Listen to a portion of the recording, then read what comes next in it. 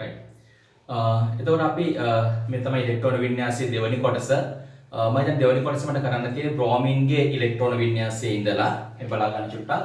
ඒත් මම ගන්නවා බ්‍රෝමින්ගේ පරමාණු ක්‍රමාංකය කීයද පුතේ 35යි. ඒත් බ්‍රෝමින්ගේ පරමාණු ක්‍රමාංක 35 න අපිට ලියන්න පුළුවන් කොහමද? 1s2 2s2 2p6 ඊට පස්සේ 3s2 3p6 මෙතන 4s2 පිට ලියන්න. 4s2 පිට ලියලා ඉවර වෙලා අභ්‍යන්තරයේ තියෙන 3d ලියන්න. ඒත් අපි දන්නවා 1s2 2s2 2p6 3s2 3p6 4s2 3d10 දැන් 30යි. පරමාණු ක්‍රමාංක 35 කියන්නේ තව ඉලෙක්ට්‍රෝන පහක් ඕන. අපි ඒ පහ දාන්නේ කොහාටද? 4p5 වලට. ඔන්න දැන් බ්‍රෝමින් 35යි. 1s2 2s2 2p6 3s2 3p6 4s2 3d10 4p5 බලන්න. ඔයාලගේ අත වැඩ කරන්න ඕන මෙන්න මෙහෙම. බලා ගන්න. 1s2 2s2 2p6 3s2 3p6 4s2 3d10 ඊට පස්සේදී 4p5 තමයි වැඩ කරන්න ඕන. එතකොට අපි ගමු තව එක්කෙනෙක්. අපි ගමු සර්කෝනියම්. right අපි දන්නවා සර්කෝනියම්ගේ පරමාණු ක්‍රමාංකය කීයද? 40යි. සර්කෝනියම් 40යි. ඊට මේ 40 ලියන්නේ කොහමද? 1s2 2s2 2p6 1s2 2s2 2p6 ඊට පස්සේ 3s2 හරි ඊට පස්සේ 3p6 මෙතන 4s2 3d10 ඊට පස්සේ 4p6 අන්න බලන්න මෙතන පිරුණා කවුද? 5s2 දැන් 38යි ඊට පස්සේ පුතේ මෙතන 4d කොච්චරද? 4d2 දැන් බලන්න ඉලෙක්ට්‍රෝන වින්‍යාසය වෙන්නේ මෙහෙමයි. දැන් බලන්න පිරෙන ඕර්ඩර් එක කොහොමද වෙන්නේ? 1s2 2s2 2p6 3s2 3p6 4s2 4s2 පිළිවෙල වල අභ්‍යන්තරයේ තියෙන 3d පිරෙනවා. අභ්‍යන්තරයේ තියෙන 3d පිරෙනවා. ඊට පස්සේ කවුද පිරෙන්නේ? 3d ඊට පස්සේ 4p6 ඊට පස්සේදී 5s2 ඊට පස්සේ 4d2. දැන් බලන්න ඉලෙක්ට්‍රෝන 40 හරියද කියලා. 2 2 4 6 10 2 12 18 10 28 2 36 2 32 38 40යි. එතකොට ඉලෙක්ට්‍රෝන 40 හරියි. දැන් අපි ගත්තොත් එහෙනම් මේ වගේ මූලද්‍රව්‍ය පරමාණු අපි ගමුකෝ තව එකක් කවුද? මොලිබෙන් ටෙක්නීසියම් ගමු. ටෙක්නීසියම් කියන කොට පරමාණු ක්‍රමාංකය 43යි. ටෙක්නීසියම් 43යි. කොහොමද එන්නේ? 1s2 2s2 2p6 3s2 3p6 4s2 3d10 4p6 ඊට පස්සේ 5s2 ඊට පස්සේ මොකද වෙන්නේ? 5s2 4d5 හරි 4d5 කොහොමයි පිරෙන්නේ? right අපි ගමු පරමාණු ක්‍රමාංකය 48 වන කැඩ්මියම් කොහොමද එන්නේ? 1s2 2s2 2p6 3s2 3p6 4s2 3d10 4p6 5s2 4d10 48යි. කොහොමද පිරෙන්නේ? ඊට පස්සේ පරමාණු ක්‍රමාංකය අපි ගමු පුතේ පරමාණු ක්‍රමාංකය 50 වන ටින් ගත්තොත් දැන් මොකද පිරෙන්නේ? 1s2 2s2 2p6 3s2 3p6 4s2 3d10 ඊට පස්සේ 4p6 5s2 4d10 අන්න දැන් පිරෙනවා කවුද? 5p2 4d ඊට පස්සේ පිරෙන්නේ කවුද? 5p2 කොහොමයි පිරෙන්නේ? right එනිසා හොඳට තේරුම් ගන්න ඉලෙක්ට්‍රෝන වින්‍යාසය අපි ලියන්නේ කාට අනුවද? අවුක්වා කන්සෙප්ට් එකට අනුව නැත්නම් අවුක්වා මූලධර්මයට අනුව. අවුක්වා මූලධර්මයට අනුව පිරෙන්නේ 4s පිළිල ඉවර වෙලා තමයි 3d පිරෙන්නේ. 3d පිළිල ඉවර වෙලා තමයි 4p පිරෙන්නේ. ඒතර 4p පිළිල ඉවර වෙලා තමයි 5s පිරෙන්නේ. 5s පිළිල ඉවර වෙලා තමයි 4d පිරෙන්නේ. ඊට පස්සේ තමයි 5p පිරෙන්නේ. right දැන් මෙන්න මේකට හේතුව තමයි තේරුම් ගන්න ඕන. හරි දැන් ඔයාලා තේරුම් ගන්න ඕන මම ඔයාලට කිව්වා මම කියලා දෙලා තියෙනවා ඔයාලට මෙන්න මේ 4s වලට කලින් 3d පිරෙන්න හේතුව මේ 3d වලට කලින් 4s වලට පිරෙන්න හේතුව තමයි අපි ශක්තිය ගත්තොත් එහෙම මෙහෙමනේ තියෙන්නේ. දැන් මෙන්න තියෙනවා ශක්තිය. දැන් මේ තියෙන පුතේ 4 වෙනි ශක්ති මට්ටම E4 මේ තියෙන්නේ 3 වෙනි ශක්ති මට්ටම E3. දැන් තුනේ තමයි මෙන්න මෙතන තමයි පුතේ 3d තියෙන්නේ. 1 2 3 4යි 5ක් තියෙනවා 3d. ඊට මෙන්න මෙතන තමයි කවුද තියෙන්නේද? මේ තියෙන 3d මේ තමයි 4s. right මෙතන තියෙනවා කවුද? ඕන්න 4p මෙහෙම. දැන් මේ බලන්නකො මෙන්න මෙතන තමයි කවුද තියෙන්නේද? මෙතන තමයි 4s තියෙන්නේ. ඒතර 4s වල ශක්තිය පුතේ 3d වලට වඩා අඩුයි. හරි මේ තියෙන්නේ කවුද? 4p. අන්න තේරුම් ගන්න කාක්ෂික හිස්ව තියෙනකොට 4s ගේ ශක්තිය 3d ට වඩා අඩුයි. ඒ නිසා තමයි මෙතන ඉලෙක්ට්‍රෝන 4s වලට කලින් පුරවන්නේ. මේ 4s2 පිරෙව්වා ඊට පස්සේ 3d10. මේ බලන්න 4s2 3d10 ඊට පස්සේ තමයි යන්නේ කාටද? 4p. හරිද අයියේ? 4s වල ශක්තිය අඩුයි 3d ට වඩා 3d වල ශක්තිය අඩුයි 4p ට වඩා. ඒ නිසා තමයි මෙන්න මෙතෙන් දැක් පුරවන්නේ 4s2 3d10 4p6 ඒ පිළිවෙල. දැන් අපි ගත්තොත් එහෙම අපි හිතමු මේ තමයි දැන් තියෙන්නේ කොතනද පස්වෙනි ශක්ති මට්ටම කියලා මේ තමයි E5. හරි මේක E5 මේක E4 නම් අන්න තේරුම් ගන්න. දැන් මොකද්ද වෙන්නේ පුතේ? මෙයා තමයි 5s. හරි මෙයා තමයි 5s. මෙයා තමයි 4d. මෙයා තමයි 5p. අන්න එතෙත් මොකද්ද වෙන්නේ? 5s ගේ ශක්තිය අඩුයි. හරි 5s ගේ ශක්තිය අඩුයි. ඒ නිසා තමයි 5s පිරෙන්න 4d ට කලින් මේ 5s පිරෙනවා 4d ට කලින්. කොහොමද 4p6 ට පස්සේ 5s2 පිරෙනවා. මෙන්න මෙතන 5s2 ඉවරලා 4d 10 පිරෙනවා. 4d 10 පිරෙලා 5p පිරෙනවා. මේ බලන්න මෙතන පිරෙන්නේ කොහොමද? 5s2 4d 10 5p2 5s2 ඊට පස්සේ අභ්‍යන්තරයේ 4d 10 ඊට පස්සේ 5p2 මෙතනත් එහෙමයි මේ 5s2 පිරෙලා 4d 10 ඊට පස්සේ 5p2 ඇයි ඒ බලන්න මේ ශක්තිය වැඩි වෙන්නේ කොහොමද 5s ට වඩා 4d ගේ වැඩි 4d ගේ වඩා 4d ට වඩා 5p ගේ වැඩි 5s ට වඩා 4d වැඩි 4d ට වඩා 5p වැඩි කොහොමද ශක්තිය පිටවන ශක්තිය වැඩි වෙන පිළිවෙලට 5s ට වඩා 4d හරි ඒ නිසා හොඳට තේරුම් ගන්න ඔයාලා 5s ෆිල් කරලා ඉවර වෙලා තමයි 4d ෆිල් කරන්න ඕන right එතකොට මම හිතනවා ඔයාලට ඉලෙක්ට්‍රෝන වින්‍යාස මේ විදිහට ලියාගෙන යන්න පුළුවන් පරමාණු ක්‍රමාංකයේ 54 වන ෂෙනොන් දක්වා අපේ සිලබස් එකේ තියෙන පුතේ පරමාණු ක්‍රමාංකයේ 54 වෙන ෂෙනොන් දක්වා විතරයි හරි එතකොට මේ බොරුවට මේ 1s2 2s2 2p6 කියලා ලියන එකේ තේරුමක් නැහැ නේද ඒ නිසා අපිට අවශ්‍ය නම් අපිට ඕනි නම් අපිට පුළුවන්කම තියෙනවා මොකක් කරන්නද අපිට පුළුවන්කම තියෙනවා උච්ච වායු වින්‍යාස භාවිතා කරන්න. හරිද? අපිට ඕන නම් පුළුවන්කම තියෙනවා උච්ච වායු වින්‍යාස භාවිතා කරන්න. හරි. මෙන්න මේව උච්ච වායු වින්‍යාස භාවිතා කරන්නේ. ඉතින් අපි ගමු උදාහරණයක් වශයෙන් මැන්ගනීස්. මැන්ගනීස්ගේ පරමාණු ක්‍රමාංකය 25යි. ඒතර ඉලෙක්ට්‍රෝන වින්‍යාසය කොහොමද එන්නේ? මෙන්න මේ විදිහට පොඩ්ඩක් බලා ගන්න. 1s2 2s2 2p6 3s2 3p6 4s2 ඊට පස්සේදී 3d 5 වෙනවා. මැන්ගනීස් के රසායන රඳා පවතින යාගේ සංජතා කවචය වේලන්ෂල් ඉලෙක්ට්‍රෝන්ස් මත ඒ කියන්නේ මෙන්න මේ මත ඒ නිසා බොරුවට මේ 1s2 2s2 2p6 3s2 3p6 කියලා ලියන්න අවශ්‍ය වෙන්නේ නැහැ ඒ නිසා මෙන්න මේ වෙනුවට අපිට පාවිච්චි කරන්න පුළුවන් දරුවනේ කවුද ආගන් අන්න අපි ලියනවා ආගන් type 4s2 3d5 කියලා කවුද ලියන්නේ ආගන් type 4s2 3d5 කියලා ලියනවා මැන්ගනීස් ඉලෙක්ට්‍රෝන වින්‍යාසය හැබැයි තරයේ තේරුම් ගන්න ඔයාලට ආගන් ලියන්න පුළුවන් එයාලා කිව්වොතින් විතරයි නැත්නම් අපිට සාමාන්‍යයෙන් කියන්නේ කොහොමද පරමාණු ක්‍රමාංකයේ 25 වන මෝල් ද්‍රව්‍ය ඉලෙක්ට්‍රෝන වින්‍යාසය ලියන්න කියලා. අන්න ඉලෙක්ට්‍රෝන වින්‍යාසය ලියන්න කිව්වම් පේපර් එකේ ඔයාලා ලියන්න ඕන 1s2 2s2 2p6 කියලා විතරයි. එහෙම නැතුව ඔයාලට ආගන් ටයිප් කරලා ලියන්න බෑ. සාමාන්‍ය ආගන් ටයිප් කරලා ලියන්න අවශ්‍ය වෙන අවස්ථාවලදී එයාලා ඒක දීලා තියෙනවා. ඒකට අපි මේක කන්ටිනියු කරලා ප්‍රශ්නයක් නැහැ. හරි. අපි බලමු තව එකක්. අපි බලමු टेक्नीशियम බලමු टेक्नीशियम අපි දන්නවා පුතේ 43යි මැන්ගනීස් පළවෙනි තියෙන එක නා टेक्नीशियम. ඒතර මෙයා කොහොමද එන්නේ? මෙයාගේ ඉලෙක්ට්‍රෝන වින්‍යාසය එන්නේ පුතේ 1s2 2s2 2p6 3s2 3p6 මෙතන එනවා 4s2 මෙතන එනවා 3d10 දැන් 30යි මෙතන 4p6 පුතේ මෙතන 5 මෙතන එනවා මොකද්ද 5s2 ඊට පස්සේ එනවා කවුද 4d5 අන්න තේරුම් ගන්න මෙන්න මේ 1s2 2s2 2p6 3s2 3p6 4s2 3d10 4p6 මෙන්න මේ වෙනුවට අපිට පාවිච්චි කරන්න පුළුවන් කවුද ක්‍රිප්ටන් පාවිච්චි කරන්න පුළුවන් අන්න අපිට එන කොහොමද ක්‍රිප්ටන් type මෙතන එන්නේ කවුද පුතේ දැන් 5s2 4d5 කියන හරිද ක්‍රිප්ටන් කියන්නේ 36 පරමාණු ක්‍රමාංකය. ඒත් අපිට එනවා 36යි 5s2 38යි 4d5 38යි 5යි 43යි. ඒ නිසා තේරුම් ගන්න අපිට උච්ච වායු පාවිච්චි කරන්න පුළුවන් ඉලෙක්ට්‍රෝන වින්‍යාස ලියන්න. හරිද? අපිට උච්ච වායු වින්‍යාස පාවිච්චි කරන්න පුළුවන් ඉලෙක්ට්‍රෝන වින්‍යාස ලියන්න. right. එතකොට මම ඔයාලට තරයේ කියන නියොන් පාවිච්චි කරන්න එපා. හීලියම් පාවිච්චි 1s2 ලියන්න පුළුවන් හීලියම් වල. හීලියම් ඒ වගේ අවස්ථාවකදී හීලියම් පාවිච්චි කරන්නේ නැහැ. නියොන් 1s2 2s2 2p6 කියලා ලියන්න පුළුවන්. ඒ නිසා එතන නියොන් පාවිච්චි කරන්න එපා. සාමාන්‍යයෙන් පාවිච්චි කරන්නේ ආගන් සහ ක්‍රිප්ටන් පමණයි. හරිද? ආගන් සහ ක්‍රිප්ටන් පමණයි. මෙන්න මේ අවස්ථාවවලදී ඒ කියන්නේ පරමාණු ක්‍රමාංකයේ 18ට වඩා වැඩි 36ට වඩා අඩු ඒ වගේ පාවිච්චි කරනවා කවුද? ආගන් අපි පාවිච්චි කරනවා. ඊට පස්සේ පුතේ 36ට වඩා වැඩි 54ට වඩා අඩු ඒවට පාවිච්චි කරනවා කවුද? ක්‍රිප්ටන්. කවුද පාවිච්චි කරන්නේ? Kr ක්‍රිප්ටන් පාවිච්චි කරනවා.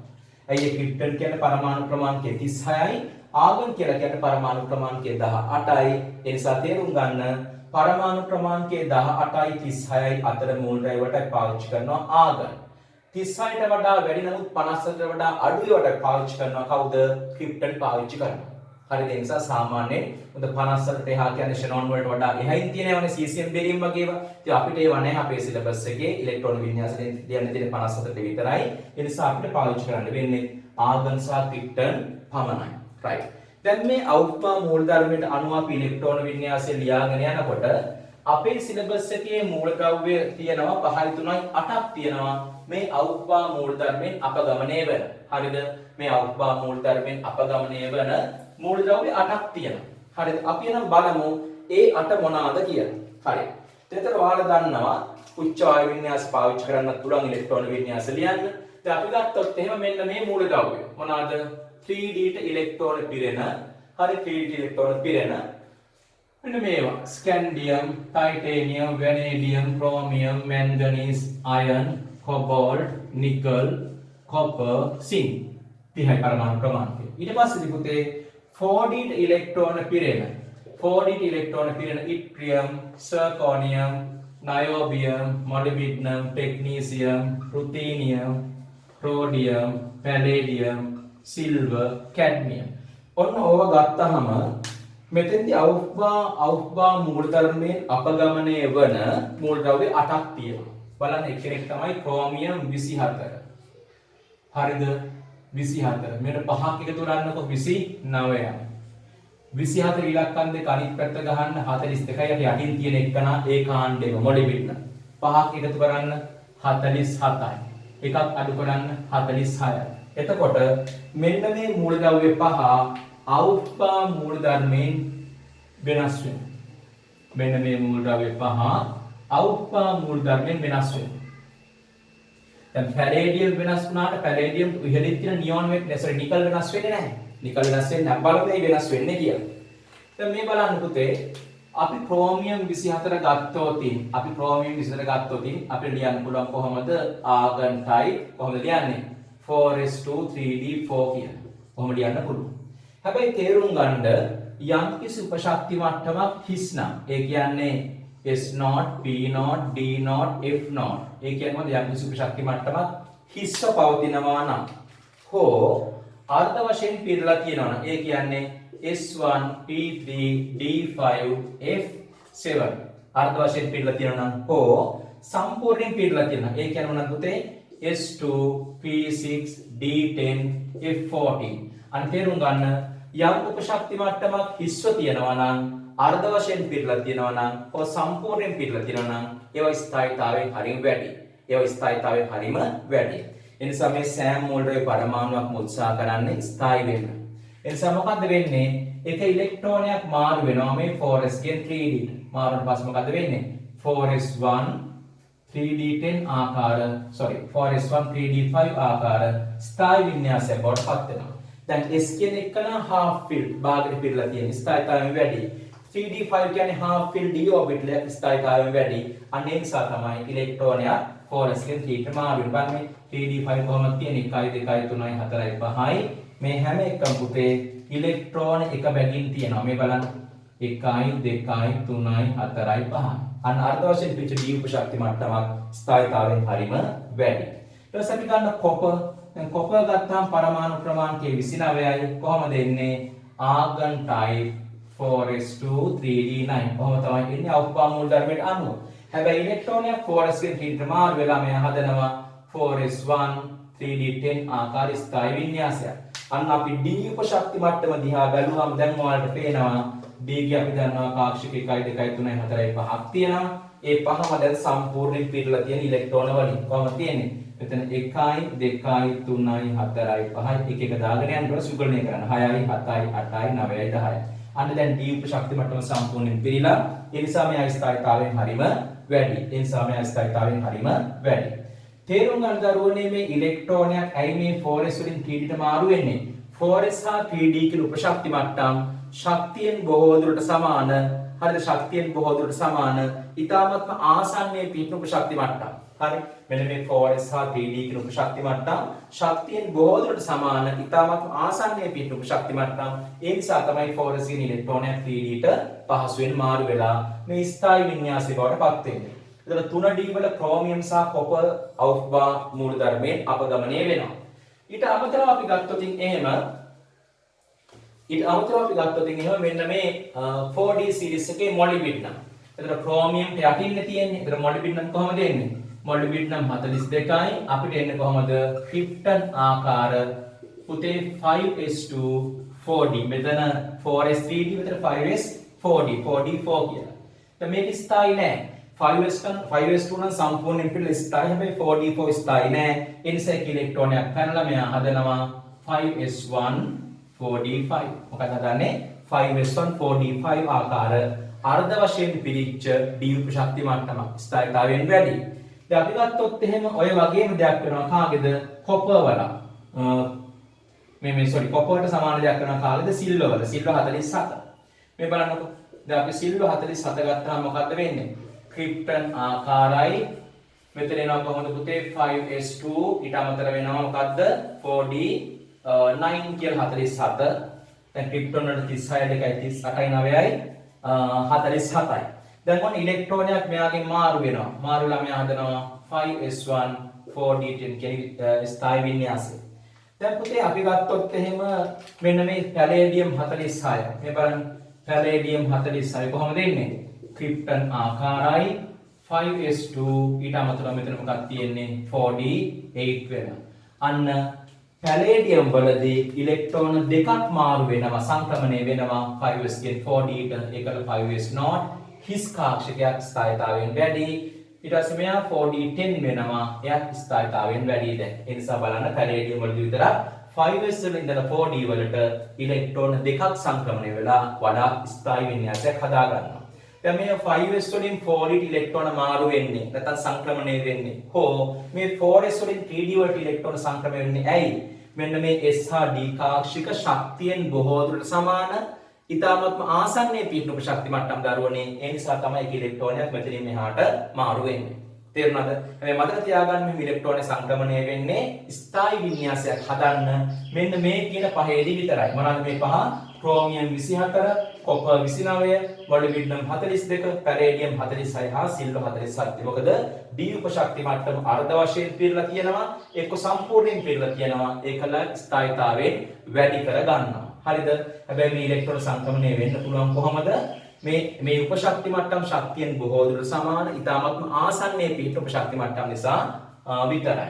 එතකොට ඔයාලට ප්‍රශ්නයක් වෙයි දැන් බලන්න ක්‍රෝමියම්ට යටින් තියෙකනා මොලිබ්ඩනම් වලයි ක්‍රෝමියම් වලයි එකම විදිය. කොපර් සහ සිල්වර් වල එකම විදිය. එහෙනම් ඇයි මේ පැලේඩියම් ගෙදි ඉලෙක්ට්‍රෝන දෙකක් පැන්නට මෙන්න මෙයාගෙදි ඒ කියන්නේ කවුද නිකල් වලදී එහෙම වෙන්නේ නැත්තේ. මේ බලන්න නිකල් ගත්තාම පුතේ නිකල්ගේ 28යි. එතකොට අපි දන්නවා ආගන් ටයිප් කොහොමද එන්නේ? මෙතන එනවා 4s2 3d8 කියලා. අර නිකල් වලදී ඉලෙක්ට්‍රෝන දෙකක් මාරු වෙන්නේ නැහැ. ඒ නිකල් වලදී ඉලෙක්ට්‍රෝන දෙකක් මාරු වෙන්නේ නැත්තේ ඇයි?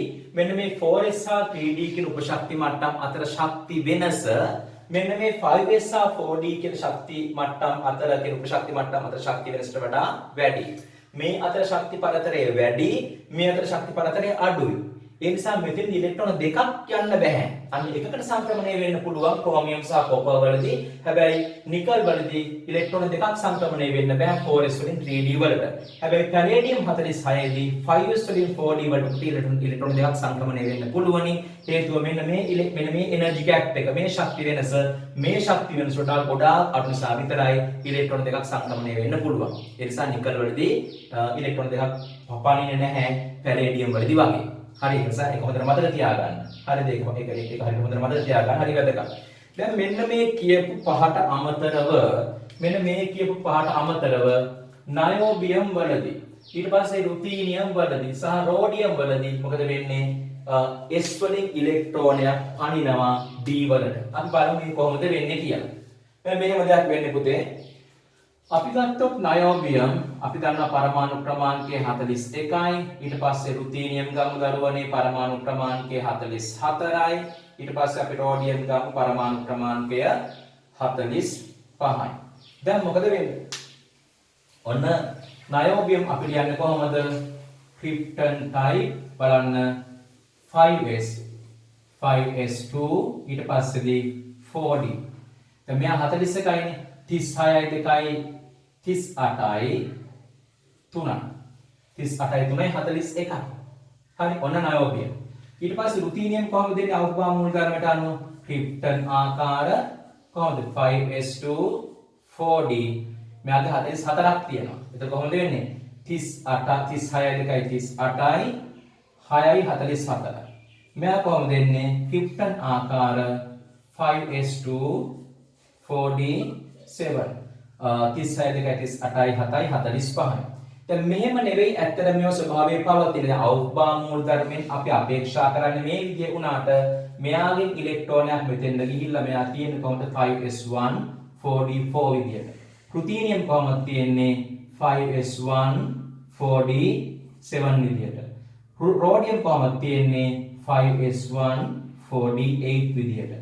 හැබැයි ඉලෙක්ට්‍රෝනයක් මෙහෙම 5s වලින් 4d වලට සංක්‍රමණය වුණාට ලැබෙන ඉලෙක්ට්‍රෝන වින්‍යාසය සැලකිය යුතු ලෙස ස්ථායීතාවයෙන් වැඩි වෙන්නේ නැහැ.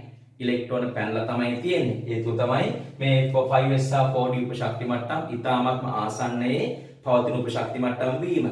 හැබැයි මේ ඉලෙක්ට්‍රෝනයක් පැනනට දරුවනේ මේ ලැබෙන හරිද මේ ලැබෙන ඉලෙක්ට්‍රෝන වින්‍යාස ශක්තියෙන් බොහෝ වැඩි ඒවා නෙවෙයි. හැබැයි එහෙමයි තියෙන්නේ. එක්සෑම් එකේ ලියන්න කිව්වොත් මේ විදිහට ලියන්න ඕන.